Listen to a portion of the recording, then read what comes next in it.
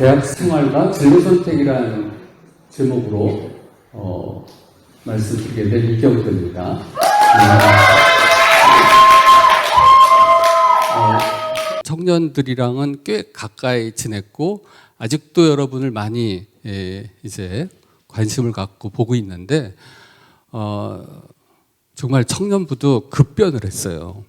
그래서 정말 잘 모르겠어. 그래서 요새 급변하는 세상인데 청년부도 많이 변하고 있구나. 이런 걸 보고서 그런데 급변해도 우리가 뭐 할 건 해야 되잖아요. 특별히 이제 우리 먹고 사는 문제가 사실 중요한 거니까 이것에 관심을 갖고 있었는데 이렇게 부탁이 와서 하게 되었습니다.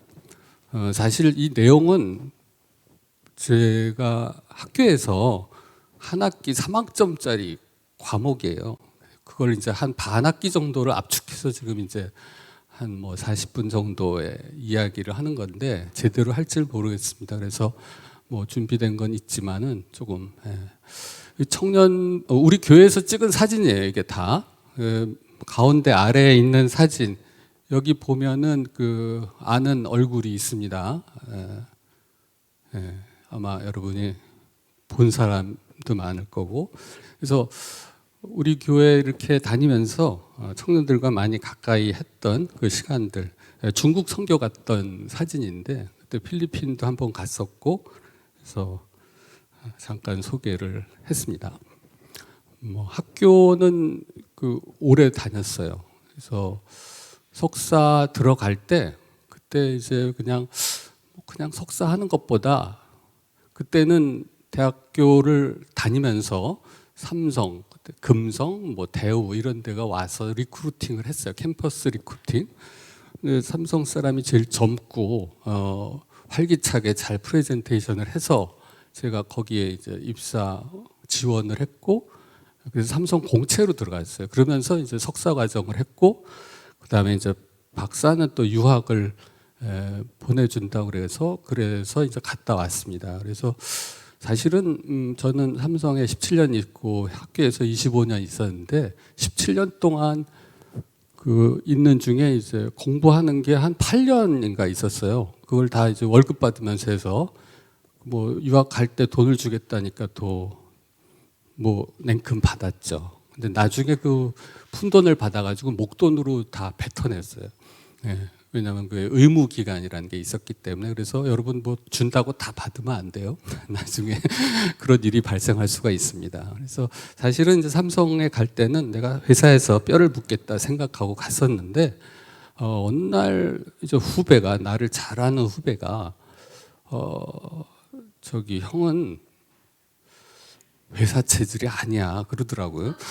그래서 난 뼈를 묻으려고 그랬는데 회사 체질이 아니라니까 좀 그렇잖아요. 그래서 어떻게 근데 워낙 나를 잘 아는 후배라서 그때 그래서 일단 아무튼 학교를 시도를 해서 그 당시 뭐 또 자리가 나고 그래가지고 일단은 뭐 직장을 옮기는 건 중요한 거니까 새벽 기도를 했죠. 안 하던 새벽 기도를 40일 작정 기도해가지고 딱 하고 이제 다 마무리 짓고 그 기다리는데 소식이 안 오는 거예요.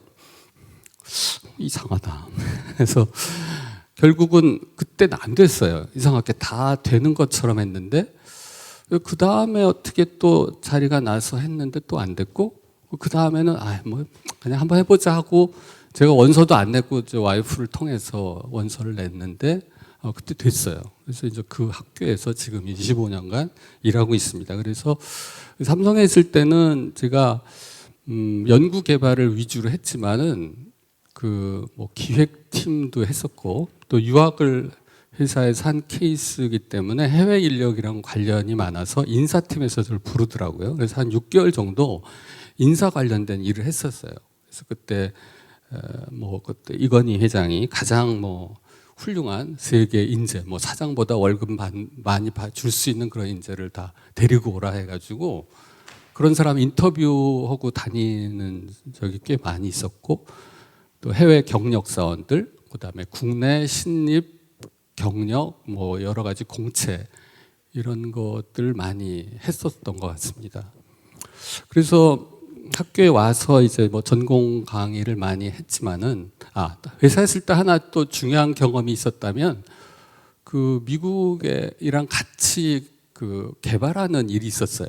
그래서 현지 나가서 현지 인력들을 또 뽑는 방법들을 많이 알았어요. 그래가지고 현지 인력과 이제 어떻게 뽑고 어떻게 관리하고 이런 것들을 해봐가지고 이제 한국과 미국의 시스템을 많이 비교하게 됐고, 그것들이 이 순간에 이렇게 보니까 한 30년 정도 딜레이 돼서 우리나라에 나타나더라고. 그래서 이제 우리가 이런 일을 겪겠구나라는 걸 조금 예측할 수 있었습니다. 그래서 학교에서 25년 있으니까 대략 한 졸업생이 우리 과 졸업생만 대략 한 3천, 제가 가르친 학생이 한 3천 명 정도 되더라고요. 그래서 뭐 그 중에 그걸 다 기억은 하지 못하겠지만은 한 뭐 꽤 많은 사람들 관심을 갖고 보니까 어떤 일을 하고 있고 또 어떻게 공부를 해서 그 회사를 가게 됐고 이런 것들을 이제 많이 알고, 그래서 이제 통계를 내고 조사를 해서 그래가지고 이제 4학년 때 아무래도 요새 이제 취업이 상당히 중요한 부분으로 돼 있으니까 아예 과목을 만들자 해서 그 과목을 만들고 특강 과목이죠. 취업 특강 과목을 만들어서 지금 몇 년째 하고 있습니다. 그래서 그 내용을 오늘 조금 소개하는 겁니다. 인생의 주요 이벤트가 많이 있는데 그 중에 이제 청년기가 중요한 일이 많이 있죠. 그래서 뭐 대학 입학부터 취업, 뭐 요새는 결혼 안 하는 사람도 많이 있지만 결혼, 이런 게 다 중요한 그 청년기에 다 들어가 있어요. 뭐 그 밖의 일도 뭐 중요하지 않다고 보는 건 아니지만 그 인생에서 가장 그 베이스가 되고 이걸 통해서 기반이 마련되고 진로가 바뀌는 먹고 살 거리가 사실 청년기에 다 형성이 되는 거죠. 그래서 청년기 되게 중요하고, 그래서 사실 청년기의 1년은 한 40대, 50대 10년 정도의 가치가 있어요. 그러니까 1년이 되게 중요한 청년기에서 특별히 이제 대학생활이 중요하죠. 그 사람의 인생 자체를 그 1년, 2년, 3년, 4년에 다 바꾸는 거예요. 그리고 그게 또 가능한 것이, 제가 그 학교 처음 왔을 때는 주간, 야간을 같이 뽑았어요. 그 수능 차이도 엄청 났어요. 사실은 거의 수능 시험 그 원점수 차이가 한 30점 정도 났으니까. 근데 그 학생들이 대학교 4학년 졸업할 때 되니까 비슷해지더라고. 그래서 4학년 동안 이것이 다 바뀌는구나라는 거를 대학생활을 통해서 누구는 정말 잘 해왔구나라는 거를 느낄 수가 있었어요. 그러니까 아주 중요한 시기라고 보면 됩니다. 청년기가 이렇게 이제 중요한 일들이 많지만 그 중에서 지금 제가 할 거는 이제 대학생활, 또 진로 결정, 그리고 이제 취준. 내가 여러분 사전 정보를 보니까 대학생이 한 60-70% 되고 대학원생, 취준생이 한 20% 정도 되고 나머지 직장인이다 이렇게 들었어요. 대충 맞나요? 혹시 4학년 한번 손 들어볼래요? 4학년. 4학년보다 어린 사람. 4학년보다 어린 사람 한번 손 들어보세요. 4학년보다 올드한 사람. 예. 근데 아무튼 우리가 뭐든지 간에 한 카테고리로 묶으면은 다 취준생이에요. 심지어 직장인도 취준생이에요. 그렇죠? 예. 내가 미국에서 일했을 때 어떤 일이 있었냐면, 이제 현지인들을 뽑았어요. 근데 어제 벌써 이력서를 올렸다는 거예요. 그래서 어떻게 넌 회사에 있을 생각이 없나 했더니, 아니 일단 미국에서는 무조건 회사를 옮기면 이력서부터 올린다는 거죠. 그래가지고 왜 그런 일이 발생하냐면, 한 회사에 쭉 있으면은 연봉 인상률이 그렇게 높지가 않아요. 뭐 3%, 5%, 많이 올라야 7%인데 회사를 이렇게 건너타면은 뭐 적어도 10% 정도는 올라가야지 옮기잖아요. 그래서 10%좀 많이 뭐 핫한 이슈를 다뤘을 때는 20% 그리고 뭐 스타팅 보너스 이런 것도 있어가지고 꽤 그렇게 돼요. 그래서 이제 같은 회사에 있더라도 왔다 갔다 이렇게 온 사람이 더 위로 갈 수가 있어요. 그래서 그 당시는 이제 이력서에 줄을 세는데 줄이 이제 긴 사람들은 능력자다 이렇게 판단을 했어요. 근데 그 당시 삼성에 있을 때는 삼성에서는 줄이 3개를 넘어가면 뽑지 말아라 그랬어요. 우리나라는 그때 풍습이 왜냐하면 직장을 자꾸 옮겨 다니는 사람 믿을 수 없는 사람이잖아요.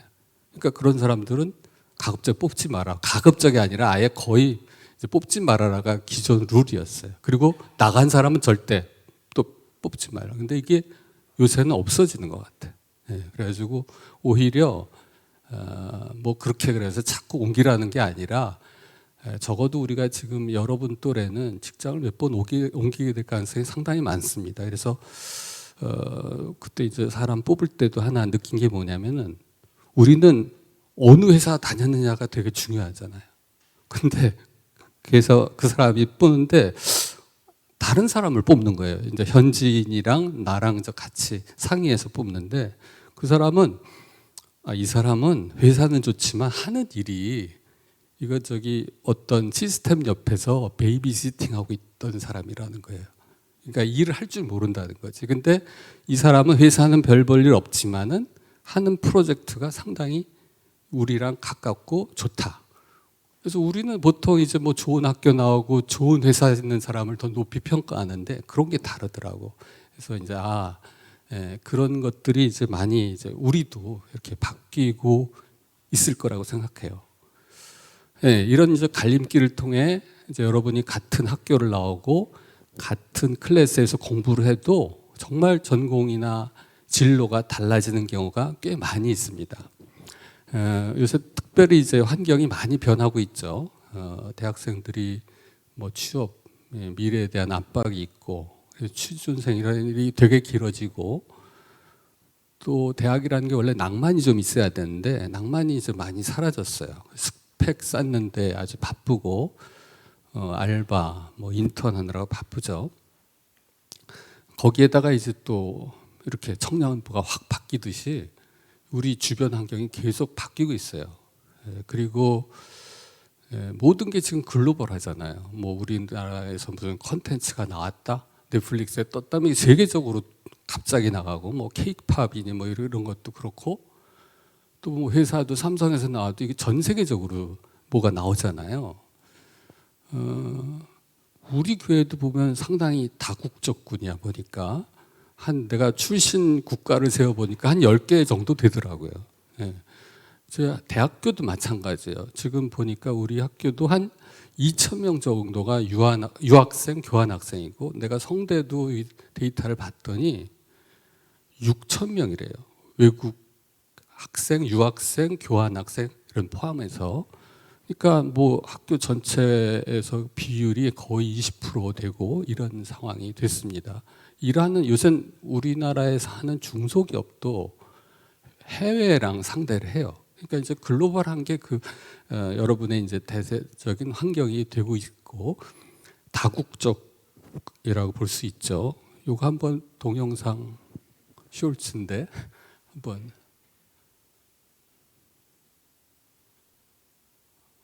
안 나오나? 그거 자, 수업 시작할게요. 그거 들었어?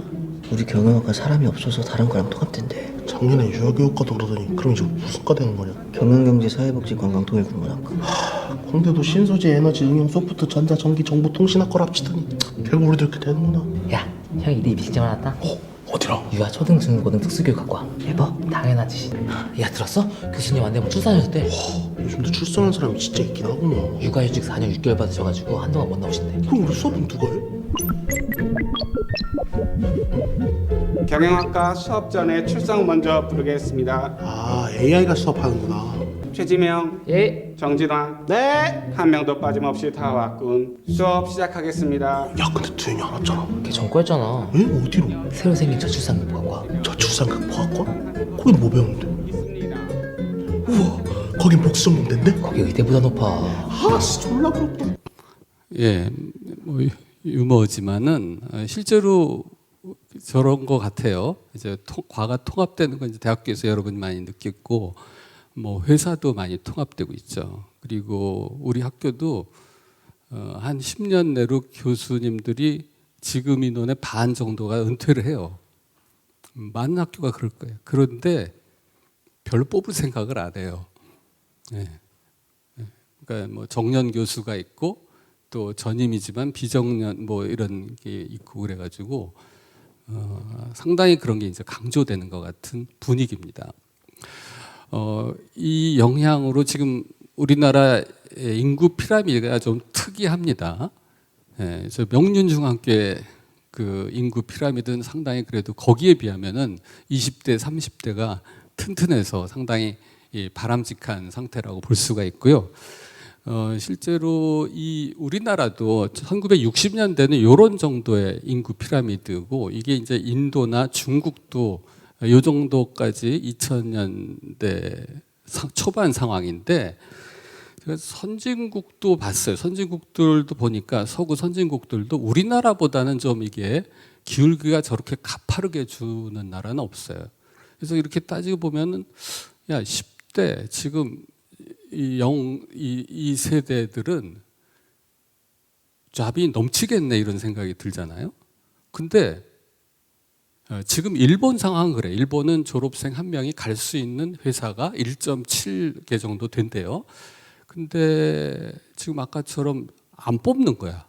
사람을 안 뽑으면은 그렇다고 그게 경쟁이 치열하지 않다고 보기는 어려울 것 같아요. 예. 그래서 회사들이 이제 많이 생성이 되고 소멸이 됩니다. 그래서 우리나라도 회사를 잘 보면은 이게 점점 이 탑 10 랭킹에서 빠지고 있어요. 그러니까 10년마다 뭐 천지개벽까지는 안 더라도 상당히 많은 회사가 새로 생기고 또 소멸이 되는 이런 환경에 있습니다. 시대에 따라서 제가 이제 학교에서 2001년부터 졸업생 올해까지 이렇게 취업한 것을 쭉 이렇게 모니터링하고 조사를 해봤는데 뭐 가는 데는 뭐 이렇죠. 대기업, 중소기업, 뭐 중견기업 이런 데가 있고 그다음에 뭐 벤처기업도 있고 그다음에 공공기관, 공기업, 또 공무원, 교사, 대학원, 유학, 또 전문직, 그리고 이제 창업하는 사람들이 요새 이제 간혹 있어요. 그리고 자영업으로 가시는 분, 또 학원 강사로 빠지는 분도 있더라고요. 그래서 이게 근데 추세가 어떻게 됐냐면 실제 데이터인데 2011년, 2013년, 2016년, 뭐 2020년, 2022년 이렇게 보면은 점점 회사가 뭐 이렇게 가더니 16년에는 되게 많은 회사에 갔어요. 근데 20년에 이제 푹 줄더니 작년 올해 보니까 졸업생이 간 회사가 요 정도야. 여기에 이제 몇 명씩 가는 거죠.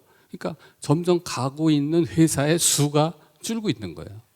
이걸 잘 보면 뭘 의미하냐면은 전에는 1등부터 10등까지 하면 그걸 다 골고루 갔는데 지금 1등, 2등 혹은 별로 갈 데가 없는 거예요. 여러분 이제 옛날에 뭐 G마켓, 인터파크, 뭐 옥션 뭐 잔뜩 있었잖아요. 지금도 있지. 뭐 티몬, 위메프 뭐 이런 것들. 근데 지금 뭐 이렇게 나도 쇼핑하는 거 보면은 뭐 쿠팡, 뭐 네이버 뭐 이 정도로 그냥 끝나더라고요. 아주 특별한 경우 제외하고는. 그러니까 그 많이 뽑던 회사가 이제 뽑을 수 없게 되는 거죠. 그러다니 보니 회사가 줄을 수밖에 없는 환경이 자연스럽게 일어나는 거죠.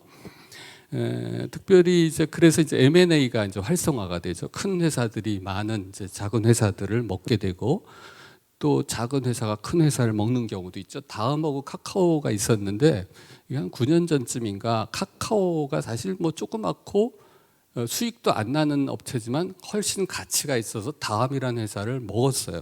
그래가지고 이름도 지금 이제 카카오로 바뀌었죠. 지금 카카오가 지금 갖고 있는 회사의 수가 180개쯤 돼요. 예.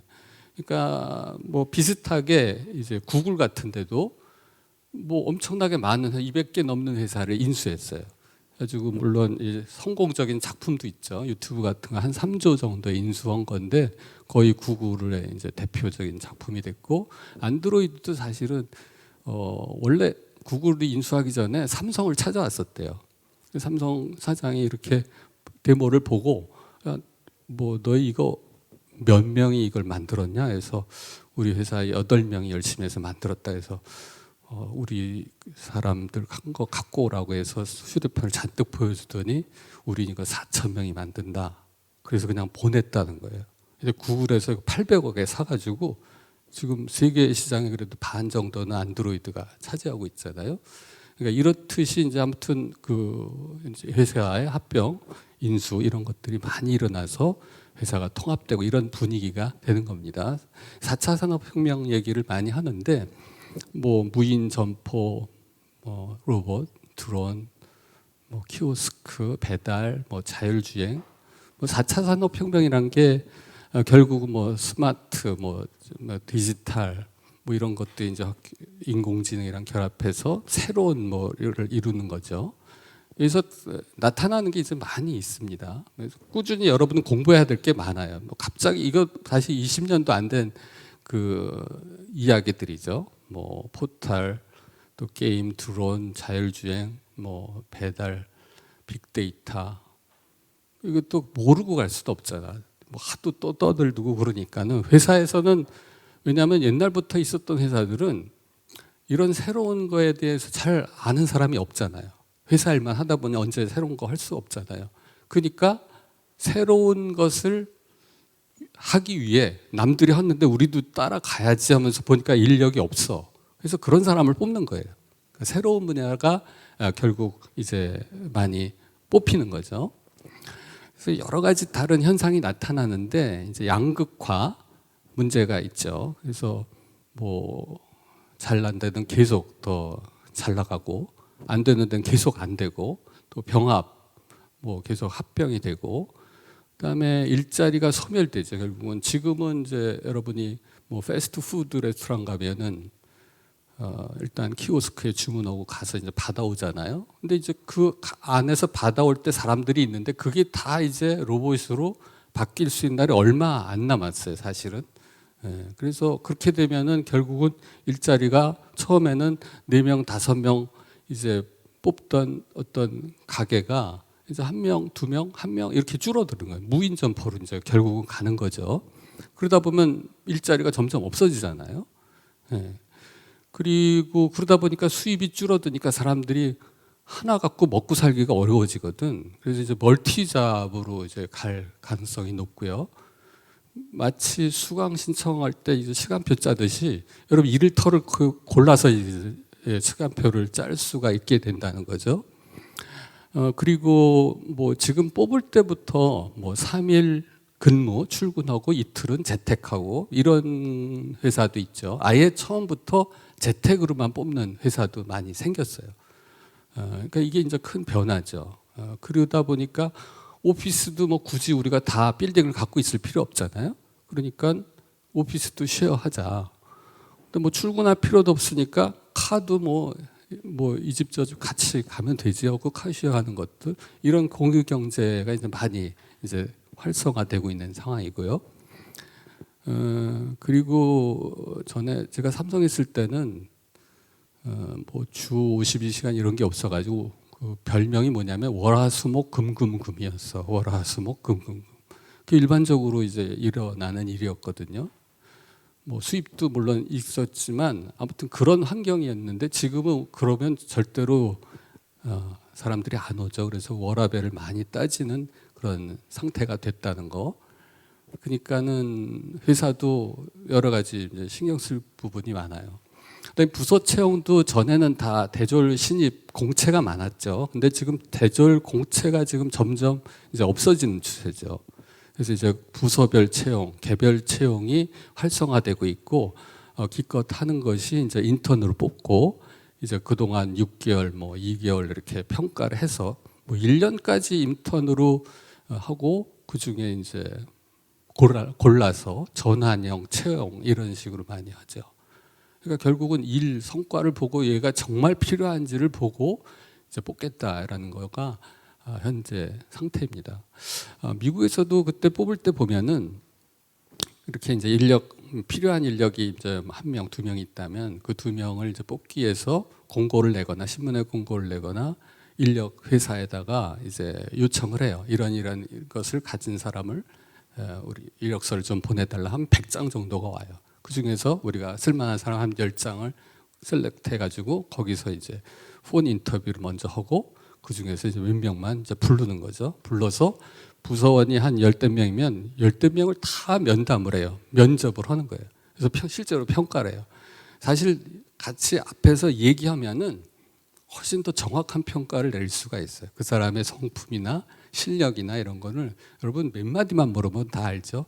여러분 면접 해본 사람 알겠지만 사실은 이 포장은 처음에 잘해서 얘기를 할 수 있지만 한 마디, 두 번, 세 번만 물어보면 그 사람의 실력이 다 이제 나타나거든요.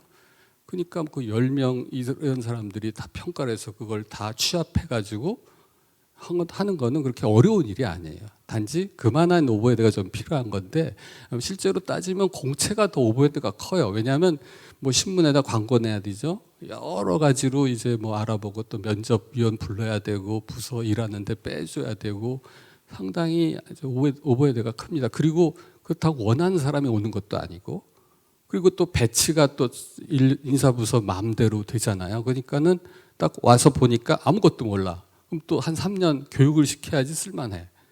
그래서 사실 공채가 오버헤드가 많아서 이제 개별 채용, 부서 채용으로 가는 게 대세가 맞긴 합니다. 그러니까 여러분이 그런 상황에 대비해서 좀 더 깊이 준비를 해야 돼요. 사실 우리가 하는 것 중에선 이렇게 포장을 잘해가지고 뽑히는 거를 그동안 이제 많이 훈련을 했는데 이제는 그 정도 수준 갖고는 조금 어려울 것 같아요. 왜냐하면 세상이 계속 바뀌니까. 그래서 계속 일을 해야 되고 그 일에 대한 경력을 갖고 그 다음 직장을 찾는 이런 이제 시스템으로 가는 거죠. 제가 집에서 이제 쓰는 물건들 한번 쭉 봤어요. 그랬더니 뭐 삼성, 뭐 폰쓰고 LG, 또 SKT 전화, 통신, 뭐 인터넷, KT, 뭐 백화점 간혹 가고 뭐 이마트 가서 사고 쿠팡에서 주문하고 자동차 뭐 현대차 이런 거 타고 뭐 음식은 배민이나 쿠팡이츠 시키고 네이버 뭐 통신 뭐 카카오로 하고 뭐 이렇게 이제 사실 나머진 회사는 거래할 일이 거의 없어. 예, 뭐 없어도 돼 사실은 어떻게 보면은 그러니까 없어지는 거예요 회사가. 예. 다 하나로 몰아가니까 그렇게 되는 게 이제 현상에서 과연 어떻게 해야 될 것인가. 그래서 이제 취업 강의를 제가 하는데 이런 커리큘럼으로 돼 있어요. 그래서 보면은 첫 주에 이제 뭐 각자 4년까지 이루어 놓은 스펙이죠. 스펙을 정리하고 어디 갈래? 이거 물어보는데 어디 갈래 하면 그 대부분의 학생들이 가겠다고 한 회사가 이 손가락 안에다 꼽아요. 대한민국의 회사가 수만 개가 있는데 학생들이 가겠다는 회사는 뻔해요. 뭐 삼성전자, 뭐 현대자동차, 뭐 한국전력, 뭐 코레일, 뭐 이런 식으로 이제 몇 개면 끝나. 너무 이제 그런 거에 대해서 잘 준비를 안 하는 거지. 자기소개서 이력서를 이제 쓰게 하고 그 중에서 이제 잘된 거, 잘못된 거 이렇게 쓰면 안 된다 이런 거 좀 교정을 해주고, 그다음에 전공 포지션 해가지고 내가 뭐 말하자면 반도체를 뭐 하고 통신을 하고 이 회사 저 회사 넣잖아요. 근데 과목을 보면은 반도체는 무지 잘했는데 통신은 뭐 과목도 얼마 안 듣고 성적도 나빠. 근데 통신 회사를 가려고 해. 그럼 이게 안 맞잖아. 그러니까 자기의 어떤 포지셔닝이 어디 있다라는 거를 이제 확인하고 자기 자신의 이제 강점을 찾아서 뭐 이것에 뭐 내 프로젝트도 했고 이런 일도 했고 뭐 상도 받았고 이런 것들을 이제 갖추게 합니다. 그래서 지피지기 백전불태 이거는 이제 손자병법에 나온 얘기잖아요. 그래서 아무래도 자기를 잘 알아야 되고 자기 장점을 잘 알고 그리고 그걸 갖고 이제 회사를 지원해야지 이제 가능성이 높아지는 거죠. 무엇보다도 전공 능력을 이제 중요시하기 때문에 전공 포트폴리오 만드는 거를 또 이제 훈련을 시킵니다. 그래서 회사를 탐색 하고, 왜냐하면 회사 아까 잘 모른다고 그랬잖아요. 뭐 대기업, 중소기업, 또 뭐 공기업 이걸 탐색을 해서 자기 그 역량이랑 맞춰서 그 지원 형식은 다 오픈돼 있잖아요. 그래서 그 지원 형식에 따라서 원서를 써보게 하고, 그다음에 이제 서류 전형에 합격했다고 가정을 하고, 그다음에 이제 면접을 잘해야 되잖아요. 사실 면접에서 이제 대세가 거의 결정이 되니까 그 이제 면접 잘하는 방법을 스피치 특강하고 선배 불러서 뭐 얘기 좀 하고, 그다음에 자기소개에서 대부분 이제 질문을 하잖아요. 면접할 때 자기소개를 잘하는 방법을 좀 이야기하고, 그다음에 실제로 이제 전공 프레젠테이션 요새 많이 있어요. 이제 전문 쪽으로 가게 되면 전공 프레젠테이션 훈련을 시키고, 그다음에 이제 면접은 이제 다대일 상황 이런 경우가 있으니까 다대일 상황에선 이제 주눅들지 않고 잘 할 수 있게 이런 훈련을 시키고, 또 폰 인터뷰, 줌 인터뷰 할 때 이제 약간 또 현장이랑 다르거든요. 그런 거를 잘 할 수 있게 이런 이제 강좌를 합니다. 그러니까 뭐 이렇게 평가가 잘 났어요. 그래서 에브리타임 뭐 이런 데 보면은 또 뭐 괜찮다고 하더라고요. 그래서 근데 이제 거기에 가장 그 코어가 뭐냐 했더니 이제 이걸 얘기했어요. 개별적으로 제가 한 사람씩 만나서 1시간씩 이제 면담을 하거든요. 근데 대부분 보면 여기서 가장 이 취약한 부분이 뭐냐면 요거예요. 자기 자신에 대해서 잘 몰라. 자기 자신이 어느 정도가 장점인데, 뭐 나야 뭐 몇천 명을 받고 그 중에 얘는 뭐가 또 낫고 뭐가 못하다는 걸 좀 상대적으로 쉽게 파악하지만 본인이 잘 모르는 거야. 자기 장점을 자꾸 숨기려고 그러는 사람도 있고, 그래서 그 부분을 이제 제가 이렇게 해주니까 그 부분을 좀 좋아하는 것 같고, 뭐 전혀 과목도 안 듣던 사람들이 이제 어떻게 됐는지 이제 실전 서류 합격했다고 나한테 와서 해달라고 그러면은 자소서랑 같이 갖고 오잖아요. 보면은 자소서를 이상하게 써놨어. 면접을 잘 하려도 그래도 이제 자소서에 없는 내용을 쓸 수도 면접 때 얘기할 수도 있으니까 약간 그런 부분이 이제 코치해서 좋은 결과를 내는 사람들이 있었어요. 요새 이제 인기 있는 GPT 난리가 났는데 한번 이런 똑같은 상황 한번 물어봤어요. 했더니 뭐 저랑 뭐 그렇게 큰 차이는 없었어요. 관심사와 열정을 확인한다. 열정이 있어야지 일단 뽑는 거니까. 또 열정 없는 데 가면 일을 잘할 수도 없잖아요. 그다음에 기술과 강점을 고려해라. 그렇죠. 자기가 듣지도 않았는데 가서 열심히 하겠다. 이거 말만 되는 거지 안 되고, 직업시장 조사, 직업시장을 잘 알아야 되죠. 그러니까는 내 전공으로 갈 만한 회사가 어디다. 이게 전혀 새로운 데 가기는 쉽지 않아요. 대부분 보면 이제 자기 선배들이나 이런 사람들, 동료들 중에 또 비슷한 그 취향, 성향을 가진 사람들이 간 데를 가는 게 유리하죠. 그래야 뭐 할 말도 있고 정보도 좀 찾기 쉽고, 그래서 그런 걸 잘 모니터링을 해야 됩니다.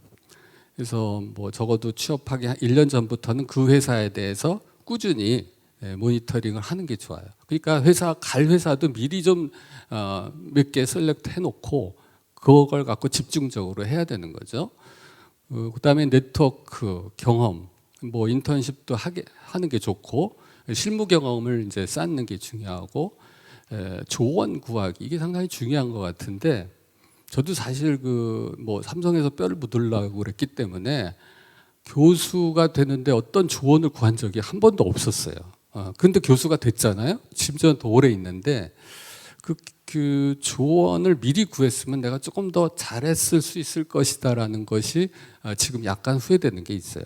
그러니까 여러분들도 어떤 분야를 정했으면 그 분야에서 내가 되고 싶은 사람, 또 되려고 하는 사람, 이런 사람들을 어떻게 해서든지 접촉을 해서 만나서 준비를 미리 해두면은 시간적으로도 절약하고 시행착오를 좀 줄일 수가 있어요. 그 사람들이 또 대세를 또 잘 아는 사람들이기 때문에. 그리고 여기 보면 이제 중요한 것은 급여나 명성에 따라 선택하는 것보다는 자신이 성취감을 얻고 그럼 즐길 수 있는 그런 직업을 택해야 된다. 이거 중요한 말이죠. 그래서 사실은 저도 뭐 학교가 내 체질이라고 이제 후배가 얘기해서 근데 그걸 언제 느꼈냐면 회사는 뭐 8시, 9시 퇴근할 때 되게 내가 왜 이렇게 늦게까지 있었지 생각을 했는데 학교에서는 밤 11시, 12시 새벽에 퇴근해도 오늘 이거 못했네 이런 생각이 들더라고. 예. 며칠 전에 졸업시켰는데 학생들이 덕분에 취업해서 되게 고마웠다고 이렇게 얘기하면 그게 이제 상당히 보람을 느끼게 되는 거예요. 조직에서는 뭔가 성취를 해도 내 거 같지가 않고 그래서 좀 그런 게 좀 아니었던 것 같고 조직에 있으려면 아무래도 아랫사람들한테 좀 푸시도 해야 되고 윗사람한테 또 잘 보여야 되고 이런 게 이제 필요하잖아요. 그래서 그런 부분을 내가 잘 못해서 회사 체질이 아니었다라는 걸 저도 이제 알게 됐죠. 그래서 일단 들어가려면 자기소개서, 그래서 서류 합격하고 이제 뭐 공채라면 인적성 시험 보고 면접 이렇게 하게 되는 과정인데 이 단계를 좀 간단하게 이제 해볼게요. 보통 100군데 넣고 그중에 10군데 어떻게 서류 통과해서 그중에 한 군데 가는. 근데 이게 10년 전에도 이랬어. 그러니까 지금은 이거보단 더 오히려 세진 거죠. 그래서 자기소개해서 이걸 뭐 1시간짜리를 1분에 하는데 차별화를 하는 게 제일 중요해요. 그다음에 솔직하게 표현하는 것보다 이걸 보고 뽑는 거니까 매력 있게 있어야 되거든요. 그래서 보통 이제 우리가 신춘문예 당선될 때는 첫 줄, 첫 문단을 보고선 패스를 결정한다고 그래요. 여러분 드라마 볼 때 1화를 보고서 결정하잖아요. 볼지 말지. 그런 거예요. 그거 되게 중요하고 남 이야기 쓰는 사람이 있어요. 뭐 이 회사가 어떻다, 뭐 시대가 어떻다 이런 거는 공간 낭비야. 이런 건 피하고 단점은 피하세요. 단점은 뭐 굳이 내 단점을 덜 추워낼 필요가 없어. 그래서 장점 쓰기도 모자라요. 전공에 대한 스토리를 많이 넣고 또 실습서 이게 실무 역량이죠. 실무 역량이 되게 중요하고 백문이 불여일견 있고 백견이 불여일행이라는 말이 있죠. 그러니까 아무리 뭐 열심히 봐도 실제로 해본 것만 못해요. 그러니까 해본 거를 많이 넣어야 되지. 그래야지 회사도 좋아한다는 거죠. 학교에서 배운 것, 해본 거에 중요하니까 그것을 기억을 되살려라. 그러다가 뭐 이력서 어디 좋은 데 나가지고 좀 갖고 갈래 하면은 이게 바로 갖고 오는 사람이 별로 없어. 항상 준비돼 있어야 되는데 외국은 회사 이전하자마자 벌써 자기소개서가 완성이 돼 있는데 우리는 이제부터 만들려고 그러니까 머리만 뽀개지고 잘 못하는 경우가 많으니까 항상 준비가 돼 있어야 됩니다. 그리고 지원회사 많이 연구하고 거기에 맞춰서 만들어 나가야 되죠. 그래서 지피지기 이거 되게 중요하고요. 그래서 회사를 알아야 되죠. 회사의 정보는 뭐 다트 시스템이라든지 요새는 뭐 인터넷에 나온 정보들이 많고 사업 보고서, 분기 보고서 이런 것들을 보고 여기서 이 회사가 이런 일을 한다. 왜냐하면 어떤 사람은 이 회사 막연히 그냥 지원을 하는데 지원하고자 하는 분야는 이 회사가 이미 접었어. 그런 경우가 많이 있어요. 그러니까 회사에서 하겠다고 하는 걸 해야지 회사에서 이미 이건 사업성 없어. 끝난 것들을 내가 열심히 하고 있다 하면은 그 사람은 아무리 그 회사랑 가까워도 안 뽑는 거죠. 그런 부분이 이제 필요합니다. 그래서 자기를 또 잘 알아야 되는데 뭐 전공 능력 중요하고 언어, 글로벌 능력이 중요하고 그다음에 이제 사실은 실력보다도 우리가 실제로 뽑을 때는 그 인성이 좋아야 돼. 사회성. 이런 부분이 사실은 더 중요하거든요. 그래서 그것들을 잘 포함시켜야 되고 뭐 자격증 같은 거 있으면 좋죠. 근데 이제 면접할 때는 요 자신감이 가장 뚜렷하게 차이가 납니다. 그래서 일을 해본 사람들은 자신감이 있어. 근데 일을 해보지 않고 그렇게 포장만 한 사람은 구름 잡는 얘기만 하고, 그래서 차별화를 시켜야 된다. 이런 사회에서 요구하는 사람은 어떤 학벌이나 뭐 이런 걸 요구하는 게 아니라 실무적인 좀 능력이 있고 종합적으로 이 사람 괜찮다 이런 사람을 뽑는 거예요. 그래서 전공 포트폴리오를 이걸 이제 구축을 해놔야지. 내가 뭐 10개 정도 프로젝트를 했다 하면은 그 중에서 내가 이 회사는 1번, 뭐 3번, 5번 요걸 쓰자. 집중해서 뭐 요 회사는 왜냐하면 그게 공고가 같이 떠요 대부분. 그래서 한꺼번에 뭐 6, 7개를 써야 되는데 다 다르거든요 회사마다.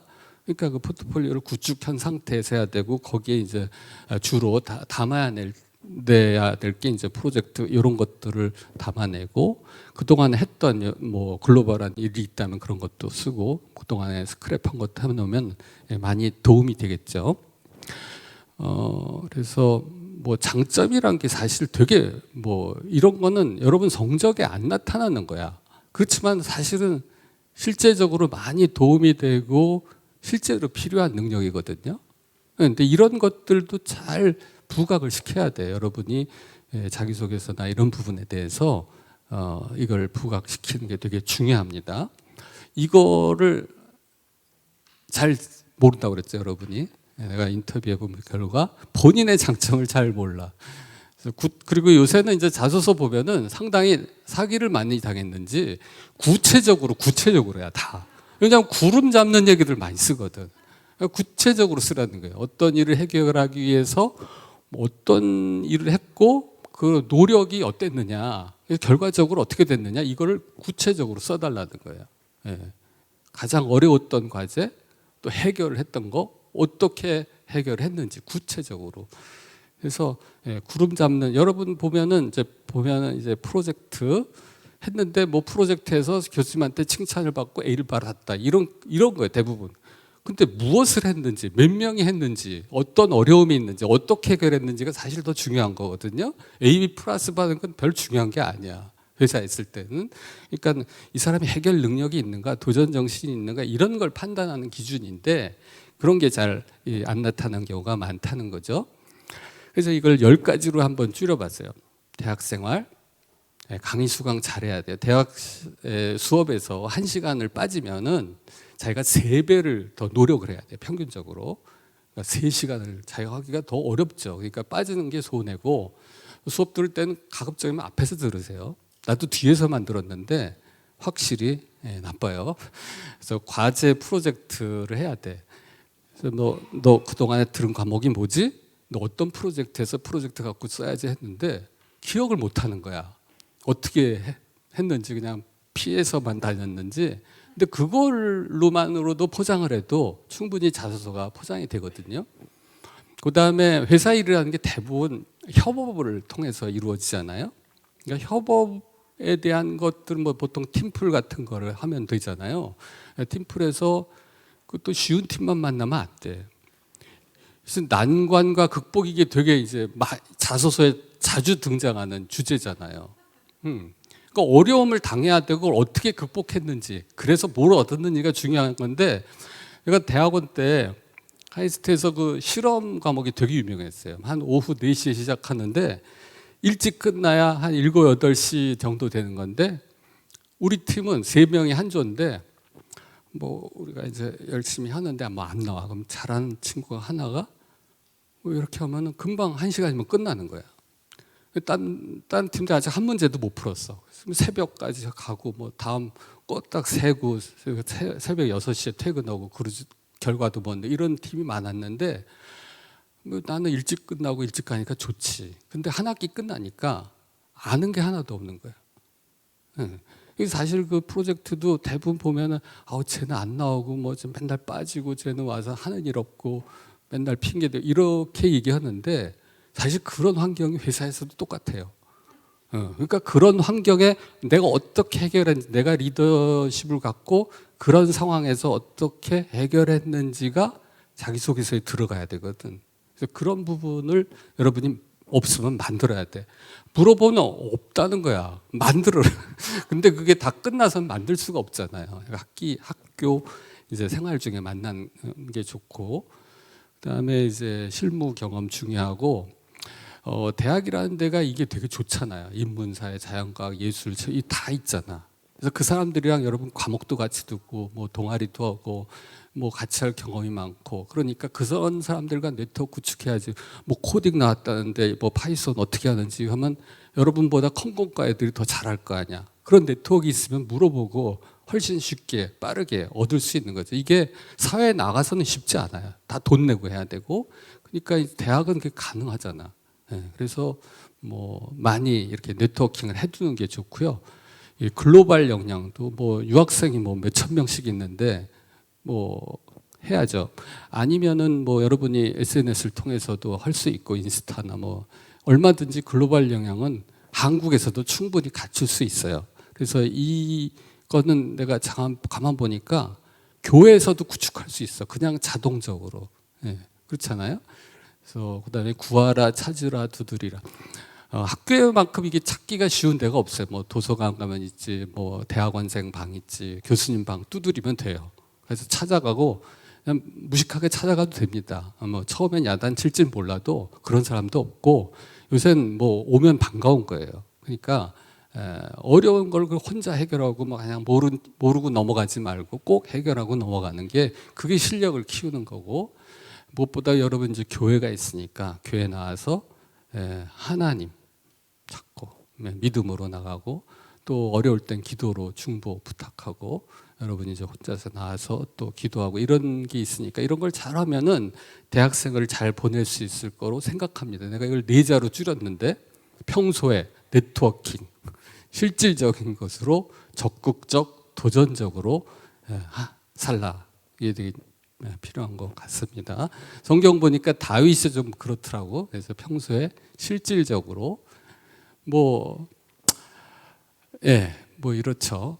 적극적으로 살았고 또 하나님과의 네트워킹이잖아요. 그런 환경에서 다윗은 정말 잘했어요.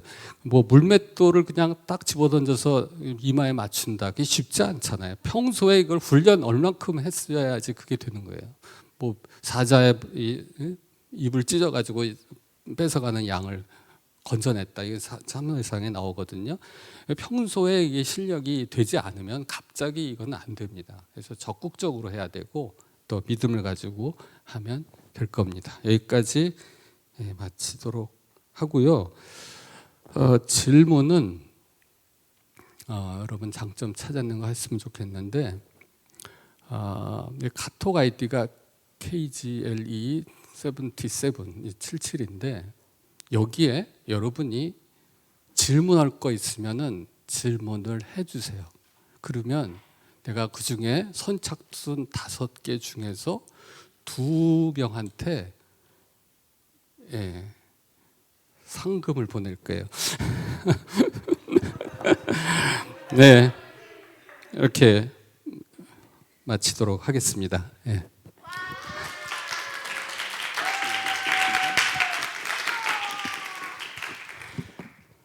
일단 온 거를 할게요. 평소 시간 관리 방법은 어떤 것이 있으신가요? 시간 관리는 상당히 이제 또 다른 이슈죠. 상당히 중요한데 저도 뭐 많이 책 봤어요. 그 책 시간 관리 뭐 초 단위로 하고 뭐 분 단위로 하고 15분 단위로 하고 뭐 이런 것들 다 봤는데 글쎄요. 저도 이제 작심삼일이 많아가지고 또 아무래도 계획을 세워서 하는 게 제일 좋죠. 그래서 뭐 맨날 가서 이제 뭐 윈도우에 뭐 데스크탑 뭐 메모 이런 거 있잖아요. 그래서 오늘 할 일, 또 이번 주에 할 일, 이달에 할 일, 뭐 맨날 일정표 갖고 이제 항상 리마인드 시키게 하는데 항상 목표보다는 뭐 70%만 해도 성공인 거지. 반도 못 채우는 경우도 많아요. 이거는 사실은 습관인 것 같고 좀 더 그래도 이제 내가 써놓은 거를 이렇게 지울 때 약간 그 쾌감이 있어요. 그래서 그 시간 관리 잘 해야 되고 그래도 자기에 맞는 시간이 또 다 다른 것 같아요. 이제 어떤 때 좀 집중이 되고 어떤 때 조금 이제 느슨해지고, 그러니까 컴팩트한 일을 할 수 있는 시간대. 그다음에 이제 보통 우리가 잘 퍼포먼스가 나쁜 이유는 쉬운 일부터 하잖아. 원래는 우선순위 높은 일부터 하게 돼 있잖아요. 근데 이제 이건 어차피 할 일 이제 막 하는 거. 그러니까 그러면 사실 생산성이 낮아지는 것 같고 우선순위에 높은 거를 먼저 하는 게 맞는 것 같고요. 그래야 좀 더 성과가 있고 좀 더 계획을 세우고, 항상 이 일은 첫 치고 들어오는 게 많잖아요. 인터럽트가 많이 들어오거든. 그러니까 그걸 좀 잘 하면 되고요. 전공과 아예 다른 분야로 취업을 원한다면 어떤 준비를 하는 게 좋을까요? 이것도 되게 이제 앞으로 많이 일어난 일이에요. 지금 사실 옛날에는 도서관학과라는 게 있었는데 지금 문헌정보학과 다음에 다시 이제 미디어 뭐 이렇게 바뀌고 있어요. 이제 그런 과들이 지금 아까 통합되듯이 많아져요. 예, 우리 학교도 지금 영문과가 없어진 것 같아. 그러니까 그런 식으로 지금 가장 인기 있는 과는 국문과예요, 사실은. 이상하죠? 외국에서 많이 와요.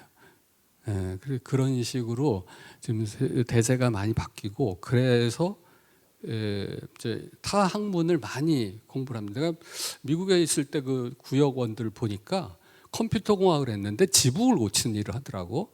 또 이 사람도 어떤 일을 경영을 공부했는데 잔디 깎는 회사를 만들었어요.